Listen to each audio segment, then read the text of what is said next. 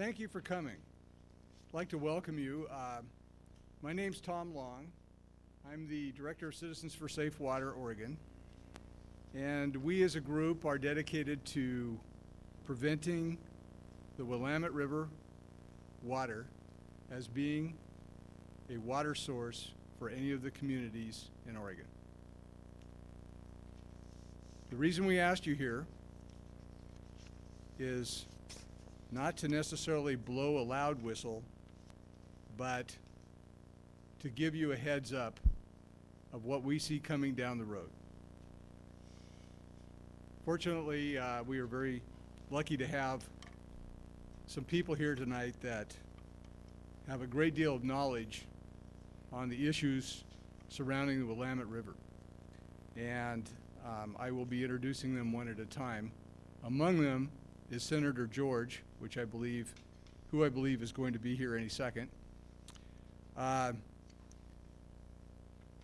want to emphasize that there is a possible threat here to the health of you, your family, and your neighbors. When I say possible, there are many factors involved, one of which is the most important, and that is a delivery system to your area that would bring the Willamette River into your faucets. That does not exist at this time. However, our group has reached as far as Wilsonville, Sherwood, Tualatin, and Tigard, and each of those communities has a direct threat of that water coming to them. And so we have been active in preventing that. We'll go into the ways we've done that as the meeting rolls on here. There's a lot of information to share with you, and we're going to try to make it as easy to understand as we possibly can. Please understand that some of it is technical, and that it can only be described in a detailed way for you to understand what we're getting at. Our first speaker tonight is Jim Hansen, who is the co-founder of Citizens for Safe Water, Tigard, and has been involved in this effort for over 3 years to prevent the use of Willamette for your drinking water. So why don't we begin with Jim, and then as Senator George arrives, we'll move over to him. Jim?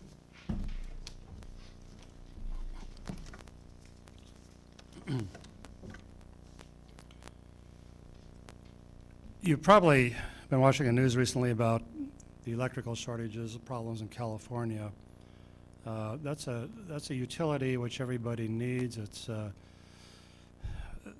There's a lot of parallels with what's going on down there, with what's going on throughout the world, or will be happening in the world in the next 50 years regarding water. And that is that populations are increasing, but utilities supplying them are not keeping up. There is one thing that's a little different here in the Northwest, and we are lucky we have an embarrassment of riches here as regards water. And I want to make clear to you that there is an abundance of available water if it's harvested. Harvesting is the part that we've got to deal with. And so I'm going to talk a little bit about going after the water, the politics involved, the problems involved with getting different water providers to work together in order to go to a water source and get this water. As a result of this shortage throughout various parts of the world, there are companies which are actually privatizing municipal water districts and taking ownership in them. Companies such as Azurix, which is a sub of Enron, and US Filter, a subsidiary of Vivendi, a French company. And by the way, US Filter will be managing the Willamette River water treatment plant in Wilsonville if it's completed. It's under construction now. They started construction last July. And but water is a problem in most parts of the world. In Los Angeles and San Diego, they pipe their water for hundreds of miles, so in some cases the full length of the state, down to San Diego and Los Angeles from the Colorado River. However, as I mentioned here in this area, we have two great water sources, the Coast Range and the Cascades, and they're both natural collectors of water. They're each within about 35 miles of us here in the southwest suburbs. They're natural. The Bull Run watershed receives, in some areas, up to 150 inches of water a year, as opposed to the general area of Portland, which gets about 39 inches a year average. The Bull Run, of course, as opposed to the Willamette Basin, is a protected water source, so you don't get all the pesticides and runoff from man agriculture and industry. It's naturally filtered source, and there's a tremendous volume of pure water flowing out of the Bull Run, estimated about 285 billion gallons a year. However, of this amount, only an estimated 15 to 20% is collected presently by the Portland water system, which controls it, by the two dams, and brings that water to Portland, and then they sell 40% of the water to under contract to other drinking water providers, wholesalers, such as Tigard and the Tualatin Valley Water District. The rest of the water, the other 85%, flows into the Columbia River and out to sea unused. Portland does consider the Bull Run to be a regional asset, and therefore they are interested in selling, in expanding their water source and selling more water to the wholesalers. We also have the Clackamas River, which, unlike the Willamette River, is protected by what they call a three-basin rule, which, when it was enacted, protects the river from permitted dumping of effluent and industrial toxics. There's currently 4 water districts getting their water out of the Clackamas River and supplying the southeast suburbs, such as and Lake Oswego and West Lynn. And then in the Coast Range, we have the Trask River, which is a source of water for Hillsborough, Forest Grove, and Beaverton, and also supplies the Tualatin Valley Water District with about this point maybe 30% of its water, maybe a little more than that at this point, because they are expanding the Trask River. They're laying larger pipes to bring in a higher volume to the Tualatin Valley Water District, and so that they can reduce their dependence on the Portland Bull Run water system. The point I want to make is that all of these water sources can and are being expanded. And last year, a study commissioned by the Regional Water Consortium and conducted by the engineering firm Montgomery Watson was completed. And the purpose of the study, which was called the Regional Transmission and Storage Strategy, was to look at all the available water sources in the area for the water districts in the Portland metro area, and a plan for a 50-year primary water source for each of these districts, along with a backup water source in case their primary water source fails. And the study concluded that if the Willamette treatment plant is not built, or if it is built but only serves Wilsonville, that one or more of the other existing water sources, or a combination thereof, could be expanded to supply all areas. And this is a copy of the Regional Water Providers Consortium final report, which was July 2000.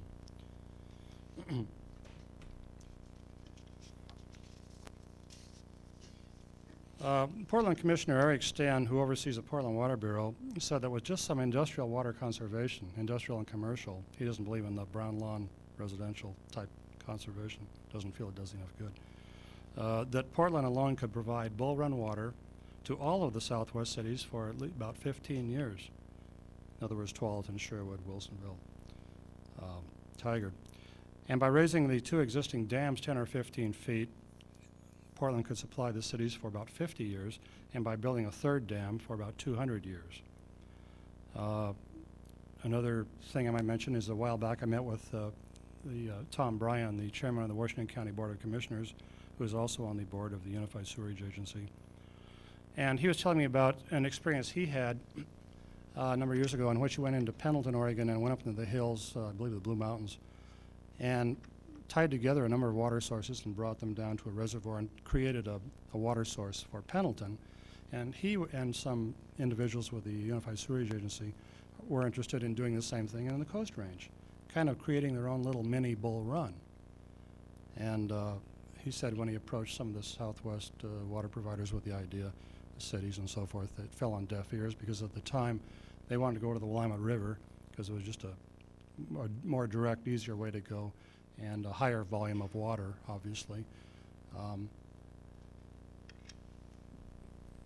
So I want to talk a little bit, though, about how this movement got started. The Portland Water Bureau is the largest in the state, obviously. It has over 800,000 customers. Tualatin Valley Water District is the second largest with about 165,000 customers. Tualatin Valley Water District has held water rights to the Willamette River since 1973, and about 10 years ago, Tualatin Valley Water District started a march to the Willamette River in order to exercise these water rights and separate themselves from the Portland Water Bureau. About 5 years ago, they got Tiger to join them in their pursuit. There was some pressure on these districts, or the Tualatin Valley Water District in this case, to exercise this water right or lose it by the Water Resources Board. But it's an undetermined length of time, really. They're trying to settle on what is a fair length of time to exercise water rights. And I believe it's still an ongoing process. And then a number of months later, they got Wilsonville, Tualatin, and Sherwood to join them. And they knew their job would not be easy in selling the Willamette River over, especially over to those areas which are presently getting bull run water. And the Tualatin Valley Water District then hired a full-time lobbyist, or a lobbyist full-time. And along with Tigard and Wilsonville, they created an organized public relations campaign to sell the Willamette to the public. In January '98, Tigard alone dedicated $162,000, taxpayer dollars, to sell the concept, and they also hired a public relations firm, Rocky Buller, to assist them. Some of the goals of this campaign were to degrade the Portland water system, the Bull Run, as a source for the Southwest cities, and to sell what they called the latest state-of-the-art treatment plant on the Willamette River. They tried to portray the Portland, the backup system, the well field, as contaminated, whereas it was actually just contamination was detected in some of the test wells. The actual producing wells, to my knowledge, have never had any industrial solvents in them, those that are producing at the present time.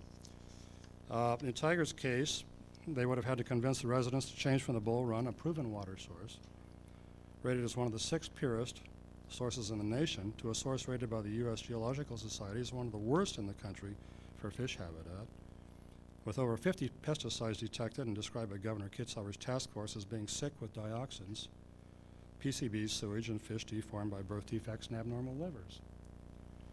The Willamette River flows for 300 miles through 70% of the state's population, and all along its route, there are hundreds of streams which pick up storm drain and other runoff from residential, industrial, and farming areas. All of these streams flow into the Willamette. By the time the water gets into the proposed plant intake at Wilsonville, it is a toxic soup. I'm running out of time? Okay. I'm going to run a little over. Okay, thank you. Thank you, Senator. A retired senior water quality inspector of the Portland Water Bureau said that there's an estimated 80 sewage treatment plants dumping their effluent into the Willamette upstream from Wilsonville, and that during the summer, 85% of the Willamette River has been through a sewage treatment plant. So if this plant is built and you're drinking this water, you think about that when you pour a glass of water from your kitchen tap. Would you want to drink it knowing that it has been through a sewage treatment plant? In addition, there are also numerous combined and sanitary sewer overflows which dump raw and untreated sewage in the Willamette River during heavy rains. So we have a stigma issue here, not just whether it's unhealthy to drink treated Willamette water, which I think, as Dr. Scott will talk about later, will convince you that it is or would be. But what about the stigma? Even if it's considered was healthy, you know it's been through a sewage treatment plant. We basically believe that the citizens who are going to be paying for this water have the right to vote on it. That's where we're coming from on our issue here. The Willamette proponents used to say that the treatment plant would make the water safe, and we asked them to put that in writing. And now the engineers simply say that the filter plant will treat the water so that it meets EPA safe drinking water standards. And this is where the problem lies. The State Fire Marshal says that there are 22,000 chemicals used in the Willamette Valley, and a high percentage of these end up in the river. When the Safe Drinking Water Act was passed in 1974, water providers were only required to test for 13 harmful contaminants. It's to make sure that they met EPA safe drinking water standards, and every year new chemicals are determined to be harmful and added to the list. The list is now up to about 100. So what if this filter plant had been built, say, 10 or 15 years ago? Since then, about 30 new toxicants have been added to the safe drinking water list. Would water customers have been drinking those toxics? The answer is yes. As an example, in 1975, arsenic was added to the list, and drinking water providers had to make sure that their arsenic level did not exceed 50 parts per billion. And the EPA recently stated that they now know that any amount of arsenic is a health hazard and has lowered the limit by 80% from 50 down to 10 parts per billion. So since 75, many water customers have been drinking water which met the safe drinking water standards, but which contained arsenic at 5 times the currently safe level. A 5-year study by the USGS reported 50 kinds of pesticides in the water. The most common pesticide was atrazine, which has been banned in 7 European countries and has been linked to cancer and fertility problems. Of the 50 pesticides detected in the Willamette, 40 are not even dealt with in the regulations. They're not required to be filtered out of the water.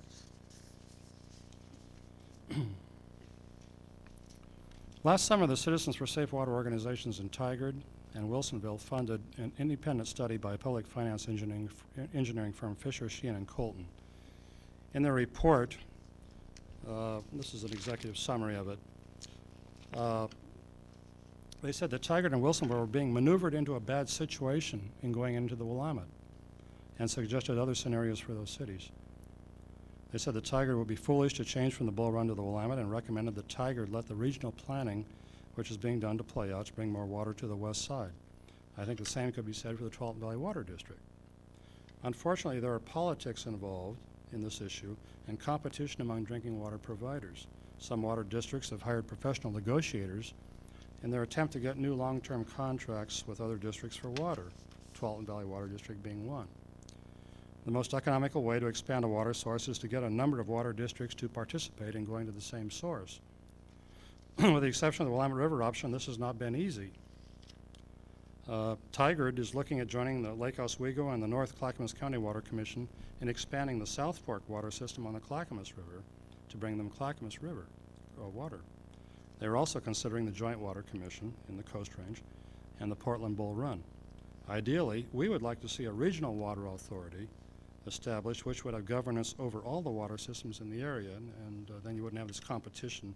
I don't know how easy it would be to accomplish that, but it would be a situation where everybody could buy in at some point, and you wouldn't have this negotiating for new contracts, et cetera, et cetera. In conclusion, I'd like you to think about a few things. About 40 years ago, cigarette smoking was considered safe. Those promoting the Willamette treatment plant say that the small amount of chemicals which the plant does not remove will not be harmful. I want you to listen to what Dr. Scott, who'll speak a little later, has to say about that. And if the treatment plant is built on the Willamette, it will be the first time that anyone will be drinking 100% Willamette River water, and the first to drink it from the Newburgh Pool, which is the section of the river with the most deformed fish. The children drinking this water will be the guinea pigs. This is not Cincinnati, Ohio, which has no choice but to go to a polluted river for its water. We have a choice between a polluted source and one of the 6 purest water sources in the country, the Bull Run, plus several other clean water sources. Should the people who will be required to pay for this water, bathe in this water and drink this water, not have a say in which source they get? Should they at least not have a right to vote on this issue? The City of Portland will not use treated Willamette River water even as an emergency backup water source. Why should we use it as a primary source? Thank you.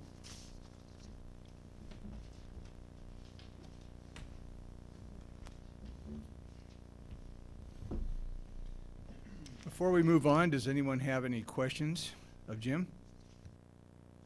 My question concerns what will be left in terms of contaminants and the like after this water is treated.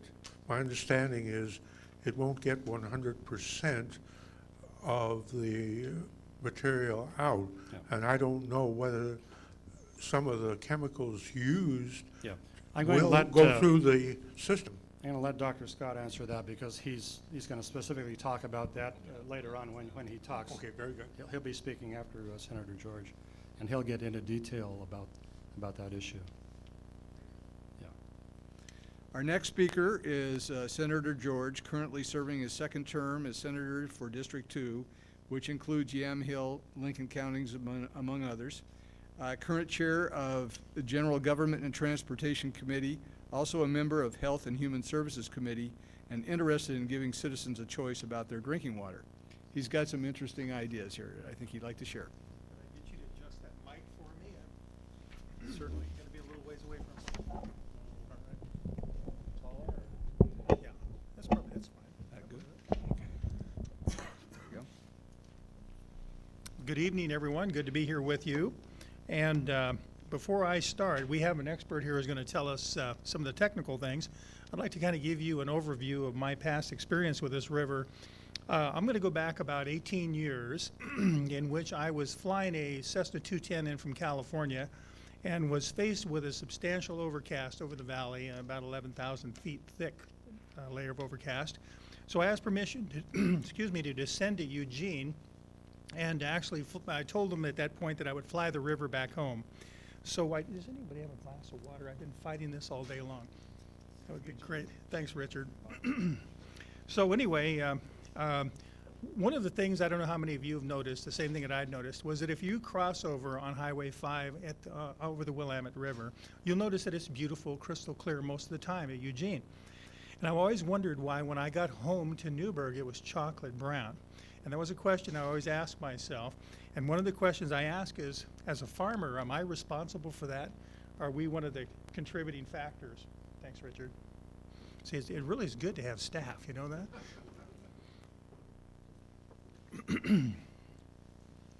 Well, anyway, I'll just tell you about that flight. So I dropped in over the Willamette River and I started flying down, and I'd flown just a few minutes when all of a sudden I spotted something. So this was late spring. Excuse me. Boy, this is going to be a problem. Sorry about this. Hang on one second. Well, anyway, when I spotted this, I swung around, dropped the gear on the airplane, put in some flaps, and flew along like this looking out the window. And what I saw really just kind of absolutely caught my attention. So what I did then is I left the gear down, pulled up the flaps, and flew along a little bit slower than I had been intending to fly, and was watching what was going on in that river. Because it was late spring, the river was crystal clear even down to about Albany. What I noticed is that it was about every few minutes that I would go by either a mill or a city sewer treatment plant, I would see a spigot in the bottom of the river, and the river would change about 2 degrees darker in color. And literally, I followed that all the way back down to Newburgh. And when I landed that aircraft at the Sportsman Air Park in Newburgh, I got out of that airplane and I made a promise to myself, and I've kept that promise. And that promise is I'll never get back in that river again. Now, I love to water ski. That was one of my favorite things to do. And a place I used to water ski was on the Willamette River. Well, I don't do that any longer. I really will not. I will go to Hag Lake or not at all. So what happened then was a conversion of thought for me, because I realized that maybe agriculture had an input. Some of the pesticide issues obviously of much concern. The fact that atrazine is in that water, obviously came from an agricultural source. But the main thing I noticed was these point source discharges. And following that, probably about 5 years, I met a gentleman who was running for office in my district. Many of you will know him, and that's Paul Hanneman. Paul Hanneman represented the coast and part of the valley for many years. 26 years he was in the legislature. And Paul and I kind of hit it off, and we were talking about what was going on with our rivers and whether we were cleaning them up properly and what was going to be, the end result of this. Not many years later, I agreed to run for office, and about the time I was running for office, Paul Hanneman was leaving his position as a legislator. And Paul Hanneman basically assigned to me the responsibility, you're going to be the water watcher. And so even though that was pretty informal, I really took it seriously because of my own personal experience. So during the last session, I was chairing Agricultural and Natural Resources. And one of the good things about that committee was I had a senator from Portland named Thomas Wild, who was a longtime environmentalist, was actually my vice chair. And Thomas and I began to look into a lot of pollution issues, but particularly the Willamette River. We spent some time with DEQ in Portland. We wondered about why any city would continue to dump an equivalent to 950,000 40-foot tanker loads of untreated sewer water, chemically ridden sewer water into a river, but also speculate about what the impact, what was happening to that river above the Portland area, up into the Newburgh Pool. What was wrong in the Newburgh Pool? Dr. Hausman and Dr. Scott came to our attention during that period of time. Particularly Dr. Hausman had made a point to come in and testify before the Water and Land Use Committee, very much concerned about what was happening on that river. And as chair of another committee, the Ag and Natural Resources Committee, I began to ask questions of DEQ. I want the locations of the point source discharge. I want the total amount of discharge. We're talking about the gallons or acre feet or however you want to measure it. And I want to know the chemicals that are contained in those waters. Well, we didn't really have that information. And that was a bit of an eye-opener for me to realize that we don't monitor what's being put into that water as it's returned back to the river. When DEQ could not deliver the total numbers for us, we decided we were going to have to research it ourselves. And so I put folks in my office doing the research on that river. And what we basically did is we started at Springfield, Eugene, just came down to checking with the major cities and asking them, what quantity of water do you pull into your system? What quantity of water do you discharge? And we would hear numbers like 11 billion gallons in, about 10.5 billion gallons out. Out, what do you mean out? Back into the river. How many of the chemicals that are contained in that do you actually remove? Well, we treat it, and we have substantial effect on that, but they're a considerable number when we dump it back. You heard the number 22,000 different chemicals. There's about a little over 8,000 pesticides used in Oregon, from anything from your household cleaners to the things that you would use on your yard, in addition to the agricultural chemicals. But the thing we also noted was in many times what they were doing was adding substantial chemicals to the water before they'd actually dump it back in the river. And the reason for that was it was biologically hot, and they had to kill the water before they put it back in the river. Now, the reason I'm speaking in these kind of terms, I'm a farmer, okay? So I understand that. You need to kill that water before you put it back. Well, the only trouble is, in order to kill it, you added some pretty substantial chemicals to that water. Well, what we found interesting was, according to the fire marshal, there's about 110,000 hazardous substances in the environment in Oregon. That's the ones they monitor. And of those, you can expect that probably most of them are in that water. That's a substantial number. Dr. Scott will talk about what we do know about some of those chemicals. But I'd like to tell you one thing that happened. As we were having hearings on this issue, I said to Langdon Marsh of DEQ, Langdon, we have about 8,000 pesticides. That's correct. How much do we know about those pesticides? Well, we know a lot about them. A lot of research goes in before material gets its approval. Okay, that's great. Now, of the other 102,000 hazardous substances, how many of those other substances and chemicals do we know as much as we know about pesticide? Answer, about 5 or 6 out of 102,000. And I have to tell you, it really took me back. I was in shock as I heard that, because I thought we knew more about what we were doing. I really did. I had trusted government to know what we needed to know, and to provide a safe environment for us to live in. And as a farmer using many of those chemicals, I was really concerned, what is the impact of this? And particularly when we decide to use it as a drinking water source, is that a good idea to start off with a dirty source? We had a gentleman in the back raise the question about Bull Run being dirty. Soil is one component. So far, I've never noted that being one of the 110,000 hazardous substances. But the issue really is, if it's just dirt you have to filter, that's pretty simple. But if you're talking about a lot of embedded chemicals, you have a completely different issue to deal with. Now, is it wise to start off with a dirty source or a clean source? You may distill that water and start off with a dirty source and end up with a clean water. I mean, you can do that. It's a very expensive purification process. And note, we're not talking about purification, we're talking about treating the water. And many times, if you guys have ever thought about it, the reason you add chlorine to the water is you've got to kill it again. You're attempting to kill things that are in that water. So you're adding a toxic chemical in order to treat usually biologic activity that's in that water. But one of the things that we began to decide was there must be an answer to this. And the answer, of course, would be if we're using 8 to 12% of Bull Run, and if in fact we had a regional water agency, would it be possible then to develop these existing sources of clean water as the source, then take them and treat them, then put them into the system, rather than starting off with a super filthy, chemically laden source and then trying to remediate it. One of the other things that we began to look at, and this happened quite by accident, we were working with Farm Bureau with their concern about the fact that farmers are in kind of competition for groundwater with the city. And so in discussion with Pete Test from Farm Bureau, I said to Pete, Pete, what's the problem? Well, they're going out there and drilling these wells. We think they're maybe pulling the aquifer out from underneath the farmers. Okay, I understand that. Farmers can't do anything else with the land because of our land use planning laws. They have to farm it. It's all it's good for. It's exclusive farmland. Well, what about, I said to Pete, where you have someone like Wilsonville who has a water right to the Willamette? Could we trade them bad water for good water? Over in Marion County, we have one of the best aquifers in the world. Some of that's been pumped since 1947. Not even had an inch of drop in that aquifer. It's a very substantial source of water. It's very clean water. Could we, in fact, exchange with that farmer an acre foot of his clean water for an acre foot of polluted Willamette River water? Answer of course we could.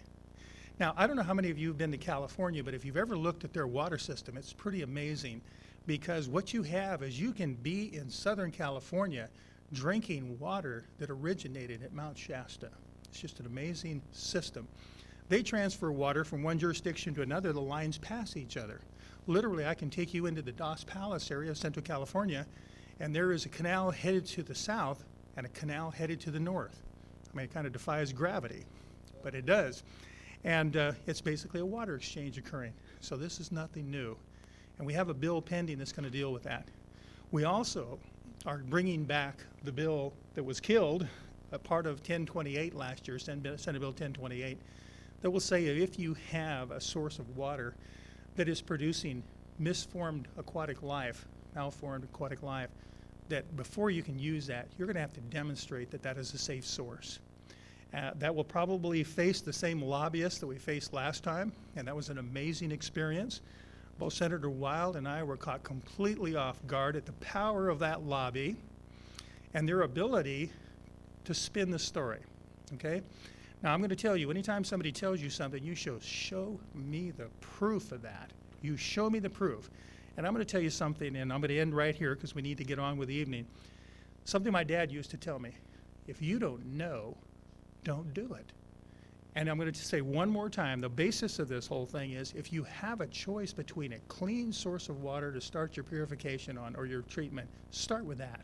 Don't start with a polluted source of water. And I guess with that, I will go ahead and end it before I lose my voice. Okay, and I'll be happy to answer any questions if you want to do it now or later. What was the lobbying group and who did they represent that killed this bill that you referred to? Well, it was a substantial effort. First of all, we saw the cities and counties lobbyists coming in. Then we began to see folks from the local water agencies and their appropriate lobbyist people that they'd hire to intervene. And it was very effective. Then we saw the chemical industry come in back behind that. And so it was quite a web of lobbyists. In fact, several people said it was the most highly organized lobby effort they'd ever seen. And because how would you argue with the idea of starting off with a clean source of water, and if you had animals being misformed because of being in some water source, wouldn't you want to know what was going on, particularly before you gave it to folks to drink? You guys know air pollution is a major issue. We spend an enormous amount of money. We have DEQ and your test centers trying to measure air pollution. Well, I can tell you can breathe a lot of polluted air, but if you ingest pollution directly into your body, it's a completely different scenario. So. Well, I guess I just don't quite understand why this is being pushed so hard. Someone has a lot of money to make if this would go through, and if that's true, who is it that has all the money to make if this is put into effect? The main issue is that I think if it was construction folks who had that desire, I think it would be an issue. They'd probably make more money the other way. It might have been some folks that didn't want to pass on a little extra cost to have a high quality water source. But you know, how many of you drank a bottle, anything of bottled water today? I'm going to hold my hand up, okay? Most of us, well, quite a few of us drank bottled water today. We don't even know how clean that is, but one of the things about it is that we believe that it is, and we're willing to pay for the belief that it's clean water. So what I'm saying to you is I think people, if they're given a choice between high quality water at a slightly higher cost and not as good a quality water at lower cost, are going to choose the higher quality water. Is that an answer for you? Any more questions? I'd like to pick up on that same question and ask why the cities and counties are pushing for this Willamette River. I don't know. You know, many times, you know, a lot of the focus was on the prison, you know, because the governor wanted the prison to be sited at Wilsonville. And a lot of people thought that we were using that as a gimmick to try to get at the governor's prison siting. That wasn't it. We became thoroughly convinced that this was not a safe source of drinking water. I don't know. I'm going to tell you, the one reason I told the story about the airplane ride is that, you know, you don't have to have a doctorate or two in order to understand that you have a problem. And the main thing I would say to you is stay tuned, pay attention, and talk to your neighbors about this. I mean, do they really want to start off with a polluted source of water to drink, to form their drinking water? Hi, my name's Lisa Mellion, and I want to thank you for coming down and speaking to us for sure. And it says here, you're talking about no foreign ownership or management of municipal services. I'm concerned about this contract with U.S. Filter, and I've looked at their website, and they are interested in the privatization of water. I know Vivendi is one of the leaders in privatization of municipal water supplies. I was wondering if you could speak about that issue. Well, I don't know how many of you over the weekend watched the John Stossel report. I thought that was very interesting because he dealt with water. And there's no question in my mind that you could have privates bringing in much greater technology in producing clean water than probably even a local water district could. That's possible. The main thing is that as we have seen, as we have turned over control of certain resources, i.e. Oil, natural gas now coming from outside of a lot of it from outside of the borders of the United States. Now in the near future, food. Just about a year and a half ago, Peter Jennings on Nightly News talked about 50% of the food in the grocery store being foreign produced. The main thing is, it's one thing to control your oil or your natural gas. It's another thing to control your food and your water. I have control of you at that point. My suggestion is that when in doubt, keep control of it. That doesn't mean that you couldn't utilize the technology developed by by an operator or by, I'm sure those people would sell you the plant. It's a decision each group is going to have to make. I personally think they could deliver it, but here again, it goes back to that one issue, and that is, do you start off with a clean source as the input water, or do you start off with a dirty source? At the state legislature, how much discussion goes on about cleaning up the Willamette River? Well, there's a lot of discussion going on about it. It started off in the interim in '98, where the governor's Willamette initiative began. There is a substantial effort to clean up the level of discharge or non-point source, off from agricultural sources. I really believe that's somewhat under control. There's a couple of areas, particularly even my district, where we do have a lot of sedimentation occurring, and there's probably chemicals in that silt. But the main thing you got to deal with is that you have constant input of large quantities of polluted water coming out of treatment plants, coming from point sources that are actually then, as one person described here tonight, 85% of the water at certain times in low flow has actually been through a sewer treatment plant. I don't know that number for sure. I'm repeating something I just heard, but I do believe it. I really do. And so the question then is, if you know that's a polluted source, do you have to do that? As was pointed out, we're not in the Midwest where this is the only river. This is not the source of water. Our guest in the back pointed out that we had plenty of access to water on the west side and just Coast Range runoff. but also the east side. I mean, my goodness sakes, when you fly, you notice how many rivers and tributaries we have coming in to the valley that are excellent, clean sources of water. The other thing, if you'll picture this, when you have structures that would easily allow you to transport water from one side of the valley to the other, this is not complex and it's a relatively short distance. Excuse me, particularly compared to some areas in California where we're talking about 400 or 500 miles of water movement. So this is much minor type of project, much shorter distances. Thank you. I guess my question is, if we have a county commissioner, Tom Bryan, that's interested or has had past experience with trying to put together another water source for us, why would we even be thinking about the Willamette? Why is Tualatin Valley Water Authority thinking about that? I really can't fathom why they would go to something that's polluted when there are other options that exist. I mean, we look to them for direction and for clean water, and my experience has been very good. I'm from Michigan, and I've been out here for 22 years. The water's great here. I hate going back there. Their water is awful. And I've really been happy with what's been here, and this really disturbs me. Can you speak to that? Well, yeah, I mean, we ask the same questions, and we can't answer them other than, the one question we get asked the most is what's driving these people to go to the Willamette? And we can't answer that question. We have witnessed in the last 3 years, in the case of city councils, how they were pushed toward the Willamette because they had paraded before them over and over and over the engineering firms that ended up building the Willamette treatment plant that's building it now, telling them that it would be safe. But they never looked at the other side of the issue. We tried. And so these city councils only saw one side of this before they made their decision. And I assume that partly this is the same thing happened with the Tualatin Valley Water District Board of Directors. But I can't speak for them. But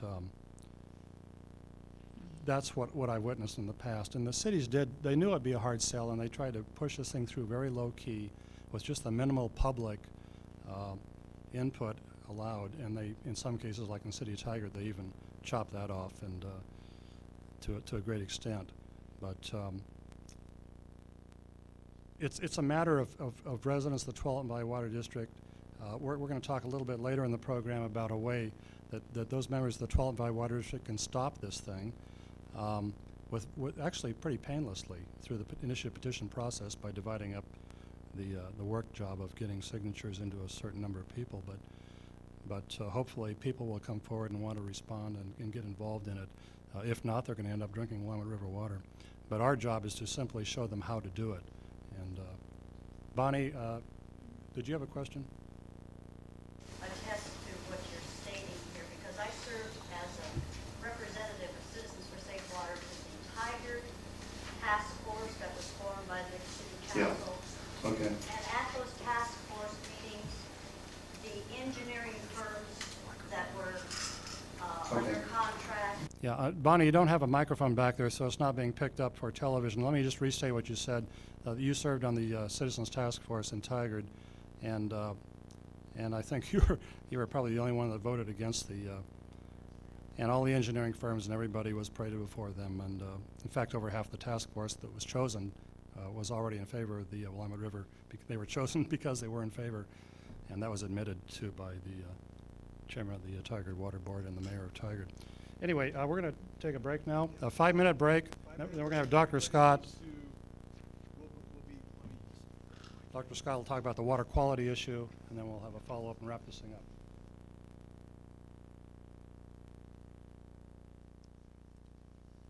All right. Looks like we have everyone here.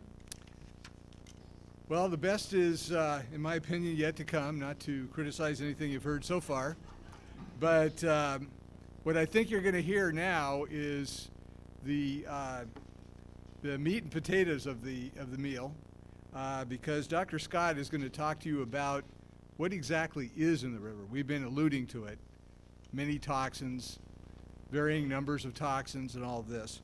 I think what you're going to find here is that when we get specific about what actually is in the river, you'll see where we're coming from, that there's a great deal of unknown. So I'd like to introduce Dr. Charles Scott, board-certified toxicologist, past professor at College of Medicine and chair of the Citizens for Safe Water chapter in Wilsonville. Thanks, Tom. Always like to be on a committee with Senator George because he does such good work for us down in Salem. A lot of people don't realize that unless they follow his tracks every day. But I wanted to, I wrote a paper the last 3 days, and I took most of the material right out of EPA and state documents, so everything can be verified that I said. I know we're always challenged from time to time whether it's true, and unlike our first 5 professionals that showed up in Tigard, I will not pull my papers out of publication, and I will not go back on what I said. What I said 2-3 years ago, I'm still saying today. I wrote a letter because of what Governor Kitzhaber said in the paper in December 17th, 18th, 19th, and 20th of 2000. He said it would take 20 years to clean up the Willamette River. And yet, as him being a physician and a father, I wonder why that he doesn't let me take his child for 2 years and up here after we start drinking this water and let me kind of use him as a guinea pig for a while to see how he feels about it. Now, I wrote an article and put it in the Wilsonville paper on the EPA safe drinking water standards are not safe for children. And I have a 2000 document here on setting standards, EPA's setting standards for safe drinking water, and they make one mistake that the treatment plant builders and the treatment plant users, the city of Wilsonville, they keep saying that the regulations are such that they're going to protect our children. But what they're alluding to is MCLs are based on an adult. That's me. I weigh 155 pounds, and when I test chemicals, and I've been doing it for 45 years, that's what I weigh. I relate 155 pounds to my rats in the laboratory, not to children. And so therefore, children are not adults. And therefore, the new protection that this standard here says that it will instead of the MCLs, it will do the MCLGs, maximum concentration goals. But the only problem, MCLGs are not enforceable public health goals. It doesn't do any good if you have something that's not enforced, because we've already seen the Oregon Health Division doesn't enforce their own statutes, so how can we expect that? Now, I want to read this and listen to it very carefully, because you'll only hear it one time if you didn't read the Wilsonville paper. Protecting our children's health today assures the children's future health and should be the state's greatest priority, because Oregon's statutory authority under ORS 448.131 authorizes Oregon's Health Division to adopt rules that are necessary to protect the public health of all Oregonians, including our children, consuming water from public water systems, and yet they don't enforce that, and they're obligated by the ORSs. As concerned citizens and parents, we must demand that our federal and state agencies protect our children from drinking water toxics in the next 100 years. It's well known that pesticides and other drinking water contaminants recently found in the Willamette River pose unique threats to our children's health. Children from the fetal stage through adolescence are in a dynamic state of growth as their mature systems develop. It never reaches there until they're about 20. Because of these developing systems, growing children are not vulnerable to permanent and irreversible damage from the toxic contaminants recently documented to be in the Willamette River by the Oregonian on December the 17th, 18th, 19th, and 20th of 2000, causing cancer and deformed skeleton fish. They even said that the risk of getting cancer is 19 times higher if we eat the fish. The fish was in the water, and so we're going to go straight to the source.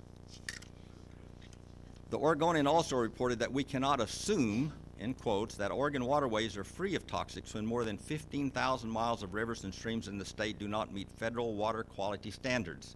Now, the city of Wilsonville wouldn't know that because they didn't do the 2-year master water plan determining what the quality of water was supposed to be in the master water plan, and Oregon Health Division didn't force them to do it, which is statutory. That's why I sued them in court. Governor Kitzhaber recently stated in an Oregonian article it would take 20 years to clean up the Willamette River. Why does Governor Kitzhaber now want to start the new millennium by using our children as guinea pigs for long-term exposure to drinking water with low levels of pesticides, when in fact he is not only a physician but a father? His small child, Logan, is only 3 years old. EPA and Oregon DEQ have no cleanup standards for river bottom sediments. Yet the treatment plant at Wilsonville will be drawing 24 tons of sediment today from the bottom of the river when the plant opens. That's at 15 million gallon. They've changed their mind now. They're only going to start pulling out 2.7 million gallons per day, so they're only going to generate a very small amount, 6 or 7. But at 15 million gallon a day, they'll be pulling out 24 ton, at 70 million gallon, 90 something ton, and at 120, 192 tons, 18 truckloads per day. Now keep in mind, the Oregon, the U.S. Fish and Game, not the Fish and Game, but the U.S. Corps of Engineers will not let them put anything back in the water that's more concentrated than you take out. That's a federal law. The sediments are concentrated. They're loaded with PCB, dioxin, and other stuff that has not been tested in these tests, because out of the PCBs they test, they only tested 12 out of 209 different PCB compounds, so that's a lot of horse crap that they're telling you. The EPA has no regulations on how to clean it up, so they know they can't put it back, so they got to treat it as a hazardous waste. It has to be tested under the Oregon hazardous waste, the RCRA regulations, because I wrote them for Oregon in 1990 and put out their small quantity generator book. They have to test them for heavy metals and all of those, and if it meets any one of those, it's going to run $1.5 million to get rid of the sediment the first year, and yet the treatment manager's saying they'll pay $13,506. But over in the back of that new book that I have, that new contract with this foreign agency, it says the city of Wilsonville will pay for that, all of the treatment and all of that. And of course, you people, the taxpayers, don't know that. Oregon, the treatment river plant will not meet the EPA drinking water standards for MCLs, only adults. Keep that in mind. They regulate, they're looking at 83 chemicals, but there's only 8 chemicals that are regulated, okay? Those 8 are regulated one at a time. They do not say, let's mix all 8 of the ones that don't meet the MCL all together, because if they did, they would meet the MCLs. They'd be too toxic for us to drink. They look at one chemical at a time. But an aggregate sample is what the Food Quality Protection Act has to do with protecting us in the future, and that's what I'm going to talk about. I gave you an 8-page document back there that I worked a couple of 3 days on, and it deals with a health risk in drinking treated Willamette River water. Now, EPA's Safe Drinking Water Act and standards and the 1996 amendments, coupled with the Food Quality Protection Act for children, you will see later in the talk, is the main source of my concern about children. I just don't think we should let our children drink this water, because keep in mind, I'm old. If I drink it, I'm going to die in 5 or 10 years at the most.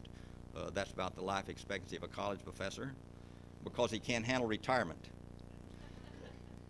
But those kids are going to live 3 generations. 25 years is considered a generation, so they're going to live 75 years. That's the problem. For most pesticides, drinking water standards have yet to be set. The Environmental Protection Agency has authority to develop nationwide standards, and some of the states are setting local standards as well, because a state is allowed to be more stringent than an EPA on any regulation. Approximately 50,000 different pesticide products are used in this country, composed of over 600 active ingredients. Now keep that word in mind, active ingredients. Although in the acute health effects of ingesting large amounts of a pesticide can readily be measured, the chronic effect of long-term exposure of low levels are much harder to define. Extensive laboratory experiments are required, and in many cases, these experiments are incomplete or inconclusive. The EPA is currently working on reevaluation of all the pesticides registered before 1972 due to the Food Quality Protection Act. They're going to bring up modern health standards and requiring extensive testing on the new products before they come on the market. Many questions remain, however, about the chronic health effects of pesticides and other synthetic organic contaminants in drinking water. We just don't have that much information about them.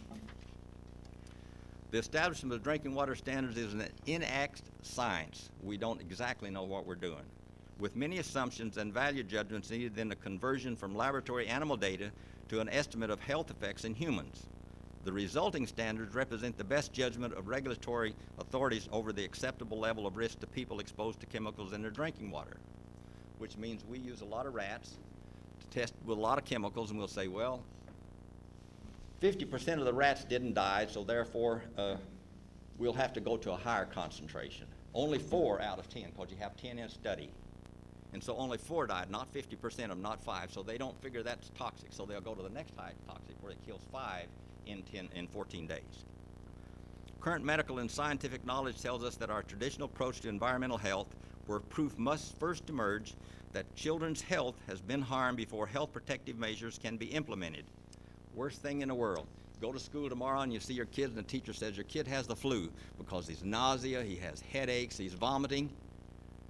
Those are classic signs of pesticide exposures. I've gone to do autopsies on those people. That's the same thing their wife said he had all this. I thought he had flu. And then you'll see the school. Well, we got an epidemic of flu out here. All the kids are drinking low concentration of these pesticides, and you don't recognize the symptoms, and that's exactly what we're saying. Now, in 1996, there's a very nice act passed. It's called the Food Quality Protection Act, but it's not just for food. The Food Quality Protection Act, signed into law in August of '96, was passed by Congress in part reaction to the National Academy of Sciences, not just 4 or 5 scientists, but the National Academy of Sciences, finding that the current pesticide regulatory system did not assure adequate protection of children from harmful pesticide exposure. Under the Food Quality Protection Act, when regulating pesticides, the environmental agency must do 4 things. Consider all sources of exposure. That means food, drinking water, air, anything at all that can be added in it comes under this congressional set of rules. Second, consider the special vulnerability of infants and children. Notice they differentiate between infants and children. They don't mention the unborn baby because that little guy or girl is drinking the water via the mother's umbilical cord for 9 months before he's born. In the last few days is before he starts developing immunity, and so therefore he might already be damaged to the point that he cannot develop that. Then set standards based on health and, number 4, use a 10-fold safety margin to protect children in the absence of adequate data on children. There's not a person in this room, I don't care what position he has, not even me, can tell you adequate data for children because we all vary. There's probably 10 or 15% of people in here that are allergic to penicillin. The rest of us, we don't mind, we can take lots of it. So we all have different susceptibilities. That's the thing we don't know about the population. We don't know which kids are going to respond and which kids aren't. The Food Quality Protection Statute clearly states that in the absence of information, we must act with caution to protect children. It places the protection of children's health in the center of our decision making. If we do not have enough data to answer our questions about children's susceptibilities and exposures, we are to use an additional margin to protect children until we have that data. In other words, MCLs are not adequate. They just will not relate to children. And you can shake your head all you like in the back. I can take you now and I can send you a letter and I can ask you, can you conclusively assure me that the water treated with the Willamette treatment plant will not cause cancer, period, and I'll give you 10 days to answer that. I'll never get a letter back from you. Because in court, you could not prove it. Private citizens enforcement allows for individuals to undertake civil action under the Federal Hazardous Substance Act against the manufacturer, importer, or other parties, including the Willamette Water Treatment Plant management and owners, to seek enforcement of the Children's Environmental Protection and Right to Know Act of 1997. In such a suit, the burden of proof is on the person being sued to establish that the substance is not hazardous. You cannot do it. Because after that kid drinks it 10 or 15 or 20 years, you don't know if he gets cancer which is caused by that water or something else unless we do an epidemiology study. And that's hard to get a group of 1,000 kids and follow them for 5 years to see what all they had to drink after kids started getting cancer. No one can say that there's conclusive evidence without a reasonable doubt from that treatment plant. Analysis of, in quote, toxicology data requirements for assessing risk of pesticide exposure to children's health. I looked at that. It states that the agency, EPA, that there are certain cases in which the risk to children may be evaluated separately from those of the rest of the population. That means adults. The Food Quality Protection Act requires that EPA shall ensure, in quotes, that there is a reasonable certainty that no harm will result to infants and children from aggregate exposure to pesticide chemical residue. Aggregate, all 8 of them mixed together. They've never done that. If they had done a master water plan as they were required to under the state law, they would have had that, because in that master water plan you have to say how you're going to comply with all existing regulations and any anticipated regulations, which is the Food Quality Protection Act. And you have to indicate in that master water plan how much money is going to cost you over the next 20 years to do. Salem did. They put in theirs down there, a 52-inch pipe. It runs $170 million to comply with all regulations and existing over the next 20 years. I've got a copy of it. Now, the thing here when I talked about active, the next is inert but not impotent. Look on the pesticide container and see what you have as the active ingredient and which is one's active ingredient and which ones are the inert. Compounding the problem, the identity of chemicals which make up large portions of most pesticide formulations are kept secret by pesticide manufacturers because it's proprietary. They don't have to issue this. As a toxicologist, I've been able to get that on 7 occasions in my whole career. It's where that I had a group of people exposed in a given company and we didn't know what it was. They were using new chemicals and I had to fax them a sheet and say, I need that information within 30 minutes or we will stop production, and we can do that. And it was able to get this inert condition. They're called inerts. These chemicals are added to help pesticides dissolve, spread, stick, or be effective in some other way. The name does not mean that they are biologically, chemically, or toxicologically inert. In fact, inerts are often highly toxic, sometimes even more than the active ingredients, for which are only part of the formulation studied for chronic and long-term health effects. We always look at the active ingredients, but we don't look at the inerts. One example is the popular pesticide Roundup. We have Dr. Bruce Pollack here. He's familiar with Roundup and war, in which the active ingredient, glyphosate, is mixed with an inert ingredient, POE8, a compound 3 times more toxic by the inert substance than the active ingredient. And so how can you account for that? I'll tell you how EPA accounts it for it. They have a list. EPA itemizes approximately 2,500 inert ingredients, but does not indicate which formulations contain the chemicals. EPA considers almost 80% of them, it's 1981, to be inert of unknown toxicity because of the lack of information, although several in this category are internationally recognized as carcinogens. Studies of the health effects of pesticides on humans focus on 2 aspects. The acute toxicity or immediate effects resulting from short-term exposure means I'm going to get sick. I'm going to get a headache, nausea, start vomiting, diarrhea, my gums will get blue, and then I'll pass out. And if they take me to emergency room, sometimes in emergency room, they will think that I'm a drunk because you have all the symptoms. Your breath smells like alcohol with certain pesticides that you get exposed to. I've done autopsies on those guys, and the wife now that sued them because they kept her husband laying on a bench 2 hours until he sobered up, sued the hospital. He had been extremely exposed, and he died because all they'd had to do is give him atropine, and he would have come out of it like that. And the chronic toxicities or effects resulting from more prolonged exposures, and that's what we're talking about at Wilsonville. Those kids are going to be exposed to that for a lot of years. Good examples in Wilsonville now. We have a school there where teachers taught from 1952 until they retired. 26 school teachers. School is loaded with asbestos. 13 of them died within 5 years after they retired. That's 50%. That scared me to death. Acute toxicity typically is expressed as a concentration required to kill 50% of the population of test animals such as laboratory rats, either through ingestion or through contact with the dermal or on your skin. These lethal concentrations can vary from one pesticide to another. There's a difference in susceptibility of individuals, just like in humans, and that's why you find that in rats. I never like to look at the LD50. I like to look at the LD10. I want to know when 10% of them died, because that first one might be me. I might have the same susceptibilities as he had. In medicine, when we testing the chemicals in your drugs, we have the maximum tolerated dose, the usage dose, and then the recommended dose, and that's how we know this. So these are the problems we have, pesticides.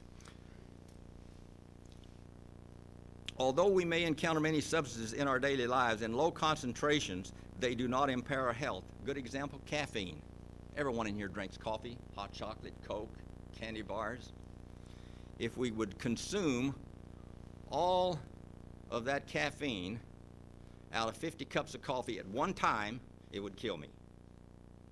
And yet I drank 4 or 5 cups a day because it's a long time, and the liver is a detoxifying organ, so it takes out all the impurities, and if it doesn't and I get a real concentration, it'll kill me. just like your mushrooms if you don't get a transformer. One of the complicating factors in setting standards for individual chemicals that is generally not known how a given compound might interact with other chemicals to affect human health.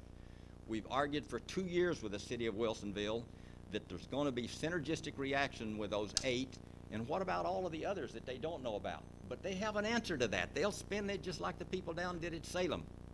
They say, our plan is so great, it'll take out all of the knowns and all of the unknowns. Hello?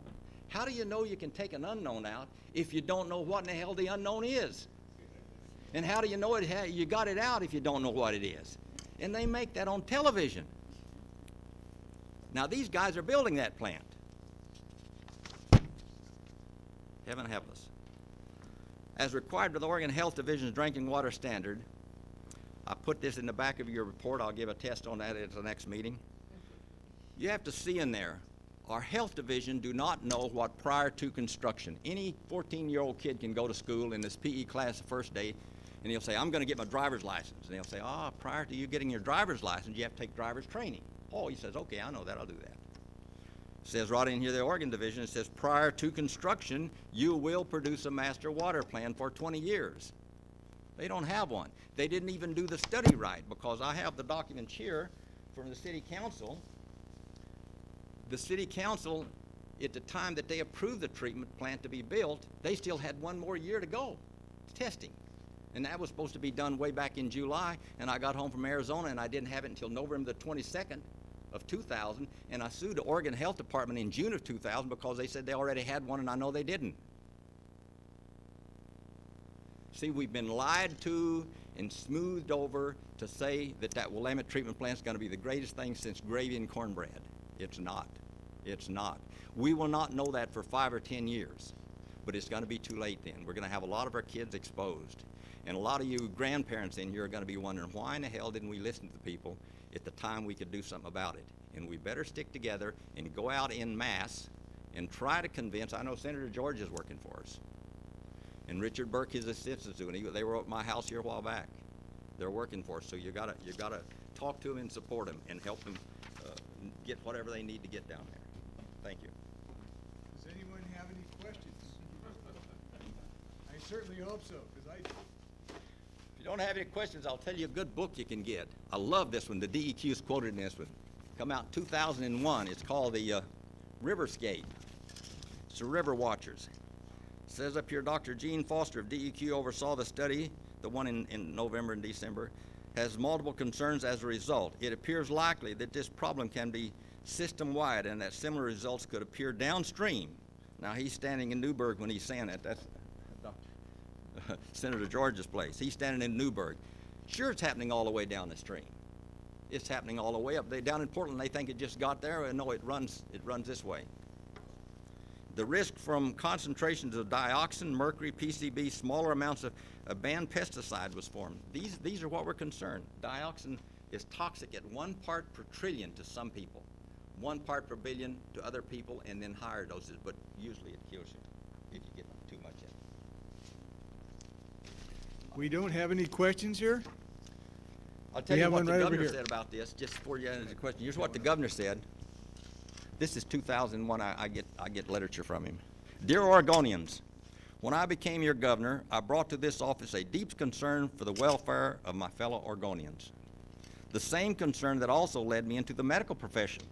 As a medical doctor and as your governor, I can tell you that old saying is true. In many cases, prevention is the best medicine. We're not being prevented on anything using that Willamette River water. If he hadn't given the city $10 million, we wouldn't have it. Question.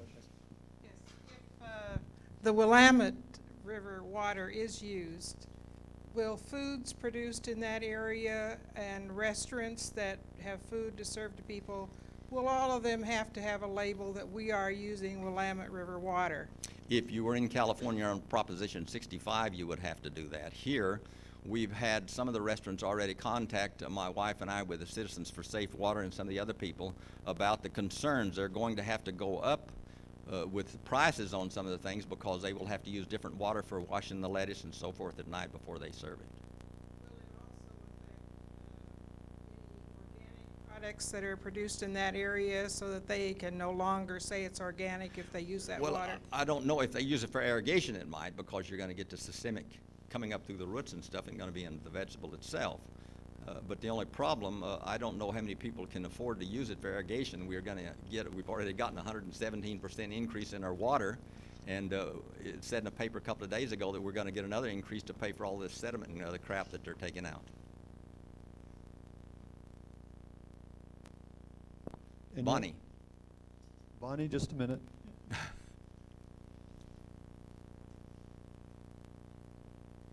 there been a contribution made to the Willamette River Treatment Plant at Wilsonville by the Tualatin Valley Water District?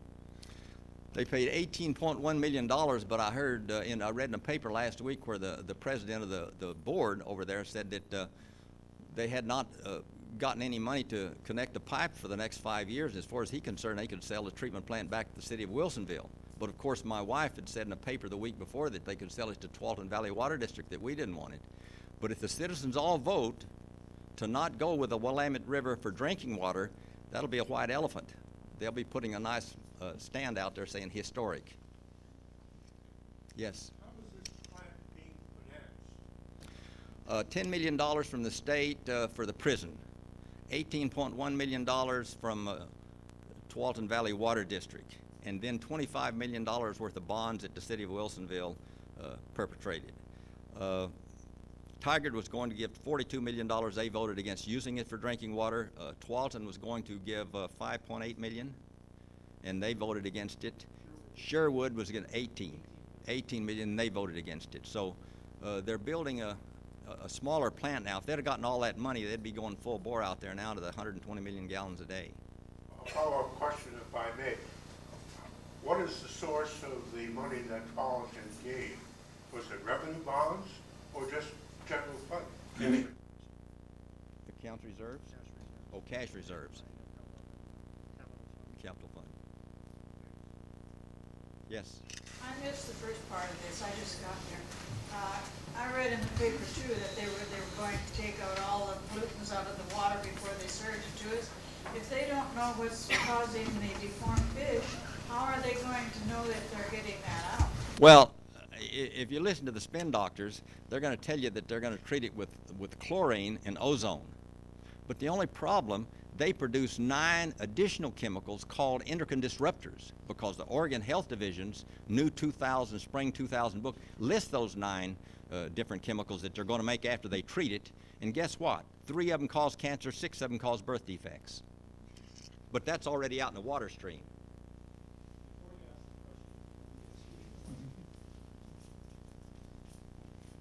Why is nothing being said about the pollution from Wachang, the atomic They're on pollution? they're on the Superfund list. Also, there's another place. There's 2 companies upstream from Wilsonville that's on the Superfund list, just like the one downtown Portland. We had ours first. But Wachang is on the Superfund list for cleanup, and also a landfill over there that's close to. Newburgh has got a problem up there with a landfill close to this river also. You have a question? Yeah, the question is, what can be done to stop the filtration plant from being constructed or used? Well, I believe the president of the Tualatin Valley Water Board, if the people and the initiative is approved that we're getting ready to circulate in the Washington County area, in the Tualatin Valley Water District area, and the citizens vote not to use it for drinking water, that's a white elephant. So they're not going to use it because Tigard's not going to use it, Sherwood's not going to use it, and Tualatin's not going to use it. So they have a $50 million plant that's out there that's just pumping water like hell, but no one's going to drink it.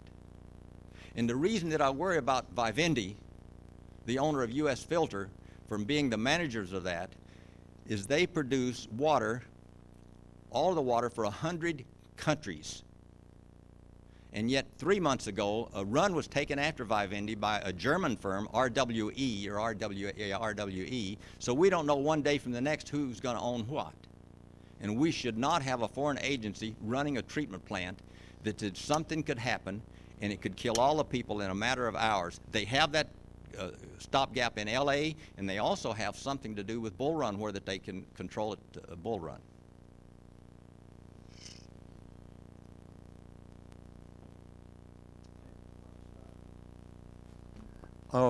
We've heard that we can, of course, use the bottled water if we are ending up with the treatment plant in Wilsonville or in the outlying areas. What about the bathing effects of the contaminated water? Well, you'll notice on the handout that I did give you a schematic in there of the human in the dermal body skin. If you look, you're not going to get exposed as much to the dermal other than if you're in the shower, because anytime you put in the hot water, you're going to get the vaporizing, and then you're going to breathe some of that down. Now, over your body, you're a pretty tall guy. You have about 2.7 square meters of skin. But your lungs, you have 70 square meters. So therefore, anytime you saturate an area with pesticides, it goes into the bloodstream right away. Your blood goes through your whole body every 2 minutes. And so therefore, it goes throughout the body, and that's why kids are more susceptible, because it lands on these developing cells that they're growing. And it's a dynamic state of physiology taking place. And if it's not strong enough to make you sick, so the liver will start detoxifying by biotransformation, then it goes throughout your body. Why doesn't the state legislature stop this process of using the Willamette River? We've got the top one right over here. Let Senator George answer that. All right. Well, many of you know that Eileen Q-Tub was senator, high-ranking senator, is no longer there. And I'm going to tell you that the governor would have vetoed the bill if we would have gotten it through, because he wanted that source of water for that prison. So that's one of the issues. The other thing is there is enormous power and pressure that's out there. They tried to take me out. They did take Eileen Q-Tub out. And I can guarantee that when they rolled the Republican caucus in order to get behind supporting that thing, it just showed you how much power was actually being executed there. So the point right now is, as long as the governor's in position, you're not going to have legislation come through that's going to be of any substance to deal with this. We may pass that bill that I mentioned earlier, part of the original Senate Bill 1028. Whether it'll make it through the process, I don't know. We may actually try to send it out with a note that if it doesn't make it across the governor's desk, it would be a referral to the people. I think it's an issue statewide that needs to be discussed, is the quality of the water that we're drinking. When do we see more of this controversy in the newspapers and on the TV than we've been seeing? Well, you know, the word spin has become a really major word for me to watch, and it was amazing to watch the spin and literally the lockdown of information as we ran that bill through. Literally no one would show up. Even the environmental groups wouldn't show up to those hearings. We had about 4 or 5 of them initially on board. It backed down to just one of them. I think it was the Lung Association was one of the only ones that stayed with us on that, just indicating the kind of power that's being applied here. But the main thing is the people always have the bulk of the power, and if you can communicate that to your neighbor, door to door or whatever, you can win this thing. But I think it's the only way right now is through the initiative, and that is to get it stopped right here. Send a message to the governor's office and to Salem that the clean water is critical to Oregonians. Maybe we ought to let the governor drink a gallon of water every day out of it. We would like to have this, or tell them we've got to get out of here. Yeah. We're going, I'm sorry, we have another question? We have one more question here Okay. before we go on. I'd appreciate it if you could make it quick. We are kind of getting short on time. Well, there's an old saying, you know, give a man enough rope and he'll hang himself. And basically, I don't understand how we can allow lobbyists and private interests to more or less decrease our ability to control our own drinking water source. You would think that this is of a public interest. Lobbyists or private interest groups should not have anything to do with it. That amounts to nothing but greed, and it shouldn't. This kind of decision should not be determined by greed. Well, we certainly agree with you, sir. A couple things I'd like to remember. I'm sorry, we have no more time for questions. Oh, you did? Okay, well, how about a real quick one? Gordon, you have a microphone there? I've got a pretty loud voice. Senator George, I wanted to ask you, how many of our Washington County representatives, our new representatives, like Ryan Deckert and Max Williams, how many of the representatives, Senator Hartung, how many of the Washington County delegation are on board with you on not having the Okay, yes. How many of the legislators representing Washington County are on board to protect that, make sure that's a clean water source? Tom Hartung, I believe, was with us. I'll have to go back and look at the voting record on that. The rest of them, I think it's going to be up to you. I'm going to tell you, folks, one thing that happens is when our phones start ringing and when our faxes start running and when our email is full, you better believe they pay attention to what's going on. So don't hesitate to call. You know, the idea of a fax layer about this thick, believe me, even if I don't read each one of those, Richard will tell me, you're running 90% on this side of the issue. Believe me, that affects what we're doing. But one thing, too, I'd like to address with you, and we do have free speech in this country, and lobbying, the ability of anyone to hire a lobbyist is their right to do that. And I wish there was a balance. Many times what we see down there, you have all of these powerful groups, but there's no lobbyists for the people. And what I'm telling you is, you got to be your own lobbyist, but you're going to be way more powerful if you are your own lobbyist. Hi there, I'm Gordon Martin. Been with Citizens for Safe Water for about 3 years. We're running real short on time. We're scheduled to adjourn in 4 minutes. I just want to repeat and reinforce what Senator George was saying, is that we are our own lobbyists. One of the ways to have a real effect is the initiative process. And I introduced that process to Tigard back 2 years ago. And people were a little skeptical at the start because it seemed like such an insurmountable task to get an initiative signed and through the process, but it really isn't if we work together. At the back table there, we have initiatives with instructions and the outline of the water district. Just briefly, what we are doing is we're not asking the question to be on the ballot of whether we're drinking Willamette River or not. We're trying to change the policies that are used at the district. So we're changing policy, or we're at a legislative process, not an administrative process. So then, once that policy is changed, then before they can feed Willamette water to you in the Tualatin Valley District, you will have a chance to vote on it. So it's actually a two-point process here. What we need are petition carriers. We need 7,400 valid signatures, which is going to require maybe around 8,000 signatures for the county to verify. It seems like an insurmountable amount of signatures to gather, but if you break it down, if we have 40 people that are responsible for getting 10 signature sheets filled out, or 80 people getting 5 signature sheets filled out, we can lick the problem. So we have 3 ways to do this. We can go through the legislative process that Senator George is working on. We can circulate initiative petition. And of course, the third way is the election coming up on the 13th of March. There are a variety of candidates that are running for the Tualatin Valley Board. And in the voters pamphlet, you will, of course, see their positions. Some are pro-Willamette River and some are anti-Willamette River. I think Jim Hansen has a few closing comments to make, and Tom, if you do, speak up. 590-2818 is Citizens for Safe Water. And it's just leave a message and we'll get right back to you. And there's a lot of recorded information there. One comment I want to make regarding the initiative petition gathering process is that if each of you could just take, say, 5 signature sheets and find 4 other people you know and give them each one, that'll make a big difference. If we can get a total of 80 people to get 5 signature sheets filled out or be responsible for, you don't have to do it yourself, but just find 4 others, and all you have to do is get 20 signatures on one sheet, people you know. 80 people, that'll give us 8,000 signatures. So by breaking it up into smaller portions and just giving a sheet to somebody you know, we can get it filled out. The phone number, when it's filled out, the instructions, and a map of the area is all attached to the signature sheet itself.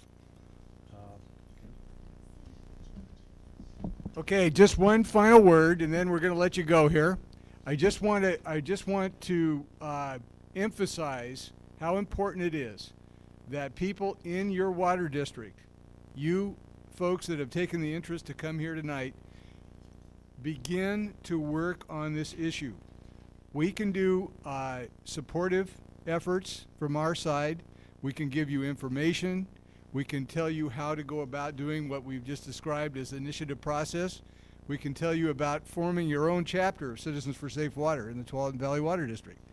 What we can't do is to do the job for you. We need your help.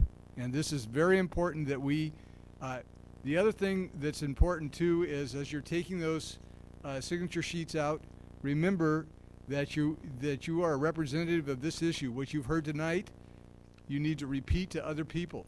We need to get the word out to the district about the issues. We'll be happy to provide you with written information.